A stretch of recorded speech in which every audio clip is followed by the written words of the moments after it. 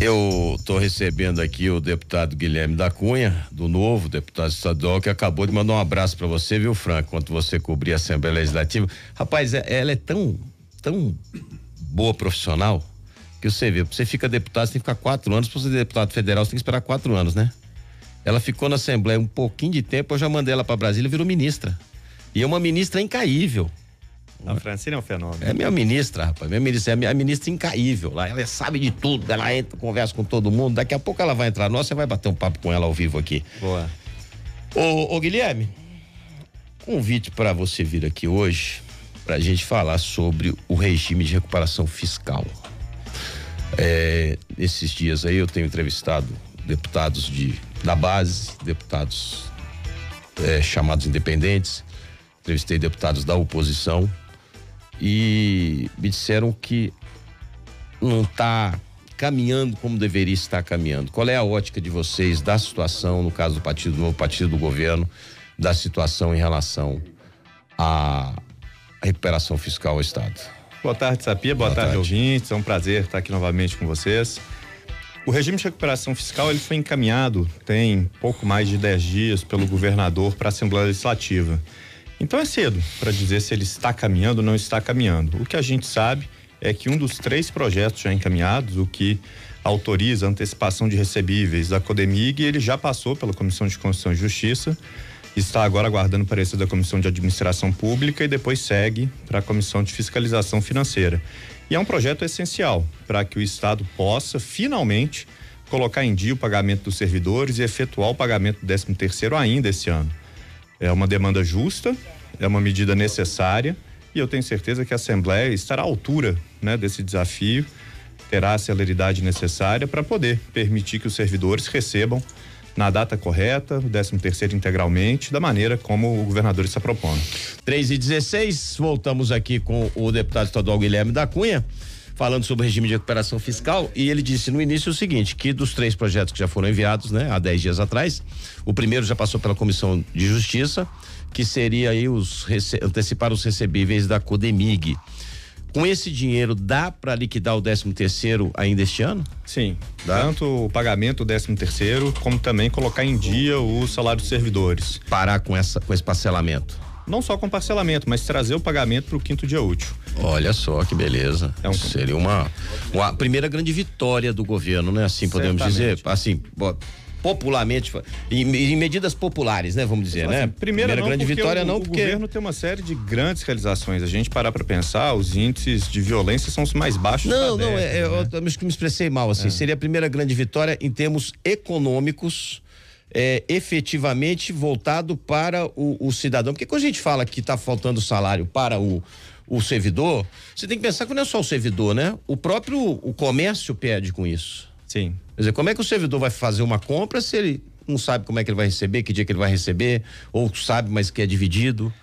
Sapia, certamente seria uma grande vitória, mas mesmo na área econômica a gente também coleciona bons resultados. Minas Gerais é o estado campeão nacional em geração de emprego proporcionalmente ao tamanho da economia, né? Em números absolutos, São Paulo ainda está um pouquinho na frente, mas São Paulo tem tão mais gente. Sim, nós anunciamos aqui isso esses dias. Em números proporcionais, Minas Gerais é líder nacional na geração de empregos. São grandes resultados, mas essa seria certamente uma notícia muito boa e muito justa, né? Justa, claro. Que os servidores, trabalharam o ano inteiro, né? Tem direito, como qualquer trabalhador, ao recebimento do 13º, e mais uma vez eles ficarem sem receber na data correta seria muito triste. Seria possível ao governador Zema fazer esse pagamento na data correta se ele não tivesse herdado o 13º não quitado que conseguiu passado. Quitar agora, né? A última parcela foi paga agora há poucos dias, né? Ou seja, se ao invés de estar pagando o 13º do Pimentel, ele tivesse a chance de guardar esse dinheiro para fazer o pagamento no 13º dos servidores esse ano, não teria essa discussão.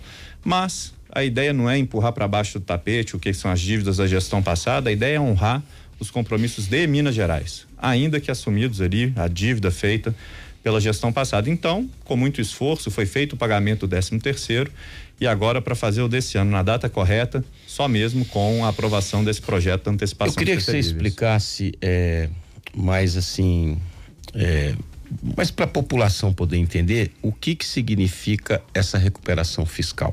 Sapia, é um projeto muito importante. É certamente a coisa mais importante que a gente tem em Minas Gerais nos últimos anos. E é uma tentativa de colocar em dia as contas do Estado. E quando a gente fala de colocar em dia as contas do Estado, fica parecendo que é um problema ali de planilha, né? De númerozinho, uma coisa de contador, mas não é. Da maneira como estão hoje as contas de Minas Gerais, a gente vai ficar sem dinheiro num futuro muito próximo para pagar o funcionalismo. Não é mais a questão de não pagar na data certa, é que não vai ter dinheiro para pagar.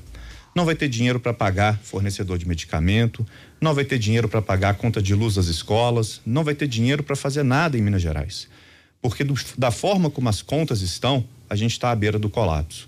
O regime de recuperação fiscal é uma série de leis, né, de projetos de leis que o governador está enviando à Assembleia, que permitem várias coisas para Minas Gerais. A primeira delas é fazer um acordo com a União Federal, com o governo federal, para que a gente tenha suspensão do pagamento da dívida de Minas Gerais com o governo federal.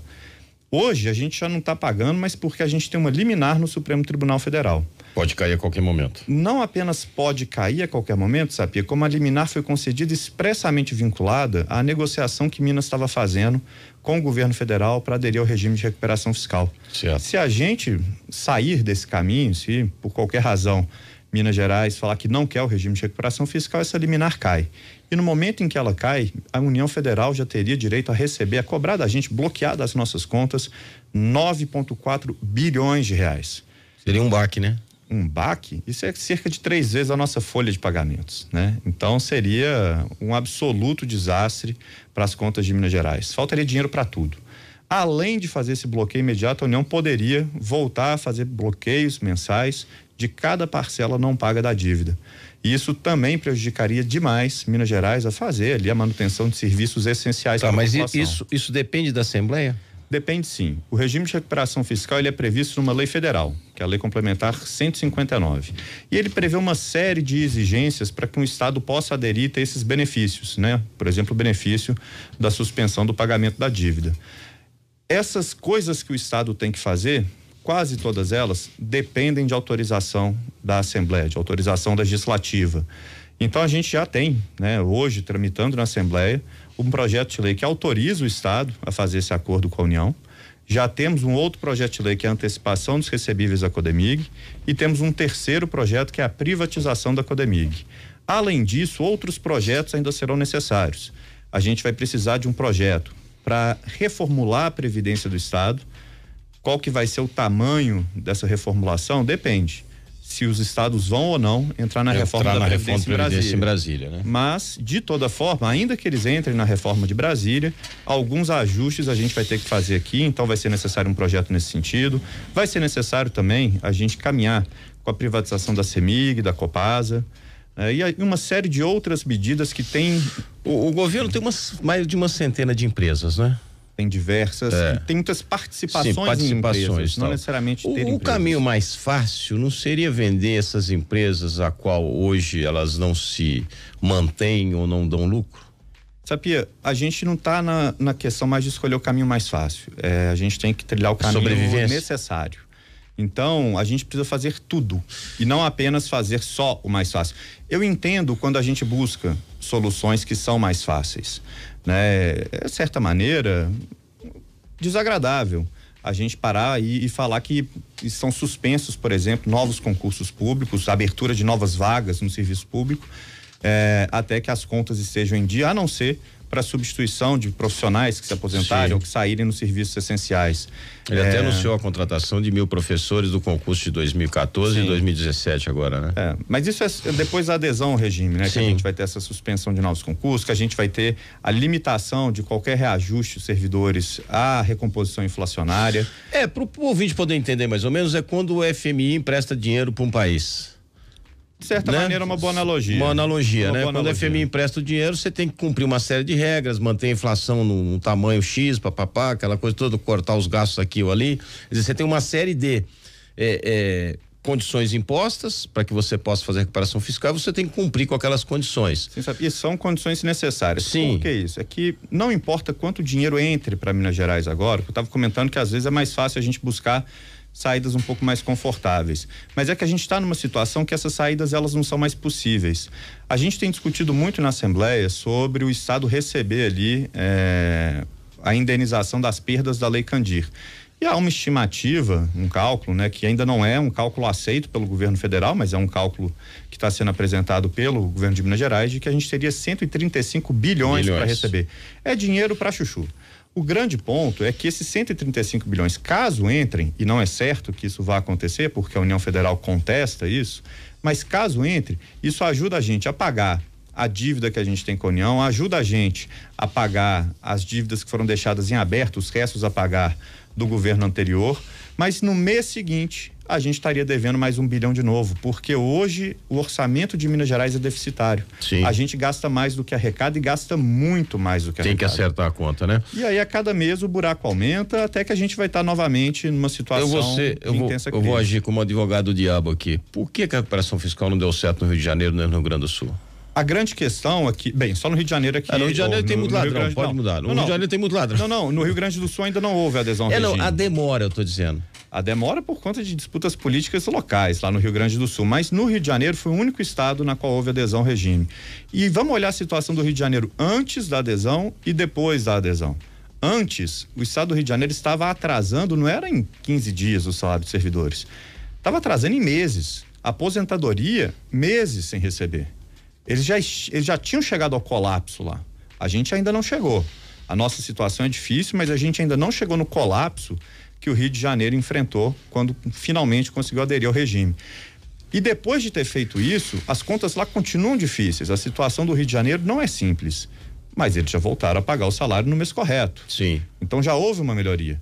O que a gente muitas vezes falha em analisar é pensar que uma vez que aderir ao regime vai virar a Suíça, vai ficar tudo perfeito, o paraíso na terra, e não é. A gente tem que entender como que foi essa questão da previdência do país, né? Quando sair aprovar o presidente, tudo vai melhorar. Tá bom, a bolsa disparou, o dólar baixou, mas não é da noite pro dia. Agora vão ter outros ajustes a serem feitos, como a reforma tributária. E é sempre importante lembrar que quem pode aderir ao regime de recuperação fiscal são os estados que já estão na bacia das almas. Sim. É gente que já está mal demais.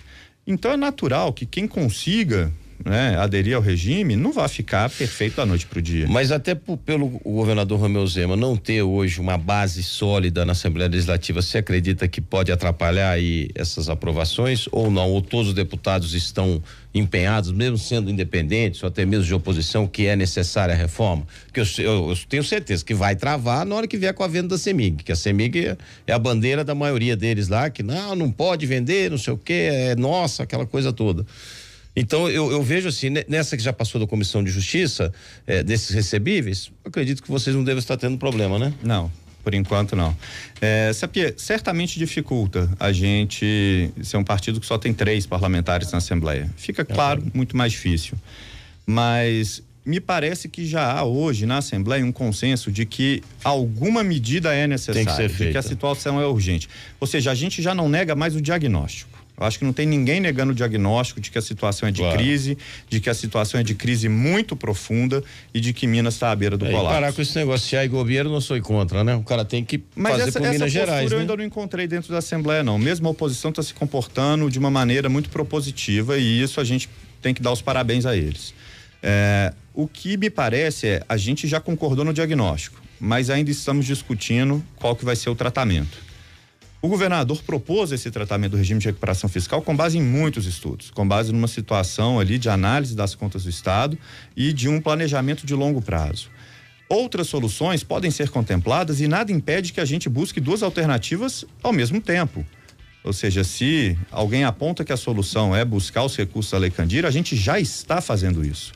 O governo de Minas Gerais já está mobilizado para buscar esses recursos, para lutar o processo judicial em Brasília, pedindo à bancada mineira em Brasília para que também tente de alguma maneira convencer seus pares no Congresso a regulamentar a Lei Candir. Esse caminho já está sendo buscado, mas esse caminho sozinho não resolve. A gente precisa colocar as contas em dia, não através de uma bolada que de repente chegue, mas parando de gastar mais do que arrecada, parando de ter um rombo de 13 bilhões no orçamento. E para fazer isso, hoje em Minas Gerais, só mesmo com o regime de recuperação fiscal. Tá certo. Só para finalizar aqui, recebi um deputado ontem, o Carlos Pimenta, do PDT, se queixou do dinheiro do SAMU que o governo está devendo a todas as prefeituras, no caso do SAMU, quer dizer, isso vem do do governo passado e tal. Isso não entrou nesse acordo com as prefeituras. Aí eu questionei a ele disse que não só esse caso, mas existem outros casos também em relação a isso. Se isso está sendo conversado com o governo, parece que vai ter uma reunião agora com o secretário de saúde, com os deputados, a respeito disso. Sapia, o SAMU, ele tinha débitos muito grandes. Sim, quando antigos, a gestão Romeu Zema se iniciou. E a gente tentou, de alguma maneira, colocar, né, esses pagamentos o mais em dia possível dentro das possibilidades limitadas que o nosso caixa permitia. É certo que ainda há dívidas em aberto e que estão sendo, de alguma maneira, tentando efetuar o pagamento, né? Mas não é uma questão simples, não, porque da mesma maneira que deve o SAMU, deve gente pra caramba, deve muito fornecedor, muito prestador de serviço e o esforço é grande. Sabe, eu queria só deixar aqui eu infelizmente não tenho nada para receber lá. Eu acho que é felizmente, viu? Eu queria só fazer uma ponderação aqui pra gente pensar o seguinte, é que sempre que a gente fala que as medidas do regime de recuperação fiscal são amargas, que elas são duras e que elas são ruins, é porque a gente não está olhando o que é a outra opção. É porque a gente está deixando de perceber o que vai acontecer se não aprovar. E aí eu queria deixar assim só uma reflexão. Duas coisas vão acontecer. A primeira é que cai a liminar, que a gente fica sem pagar a dívida da União, tudo. E aí já bloqueia 9,4 bi da nossa conta. É o colapso para o nosso serviço de saúde, é o colapso para o pagamento de fornecedores, vai ser muito ruim para a população de Minas Gerais. A segunda é a gente ser forçado a cumprir o artigo 23 da Lei de Responsabilidade Fiscal, que determina que quando se estoura a despesa de pessoal, que nem aconteceu em Minas, é necessário voltar para o limite em 8 meses. E voltar para o limite cumprindo 2 artiguinhos da Constituição que determinam, dentre outras coisas, até mesmo a demissão de servidores estáveis. E pra gente, ou seja, gente concursada. Claro. E pra gente poder voltar ao limite, o número de demitidos seria que ser de 46% do total da folha. Ou seja, um caos total. Quando a gente pensa que são medidas duras do regime de recuperação fiscal, eu tenho certeza que são. Seria mais confortável não precisar delas. Lógico. Mas quando a gente pensa o que vai acontecer, caso a gente não coloque as contas em dia, é muito pior. É muito mais duro. É muito mais danoso para a população e para os próprios servidores. E é por essa razão que eu acredito, tenho muita esperança que o regime vá ser aprovado na Assembleia, que ele vá, né, ser implementado e a gente vai ter uma chance de tirar Minas Gerais do buraco. E nós vamos estar trazendo aqui semanalmente com os nossos repórteres na Assembleia todas essas informações, quem votou contra Minas Gerais, quem votou a favor, porque daí para mim é o seguinte, quem votar contra está votando contra o Estado, não está votando contra o governo. Deputado estadual Guilherme da Cunha, vice-líder do governo na Assembleia Legislativa, foi um prazer receber o senhor aqui, seja sempre muito bem-vindo, viu, Guilherme? O prazer é meu, muito bom falar contigo e com os ouvintes da rádio, que, bem, eu sou um deles, hoje tem a chance de estar desse lado do balcão, gostou demais. Tá certo, são 3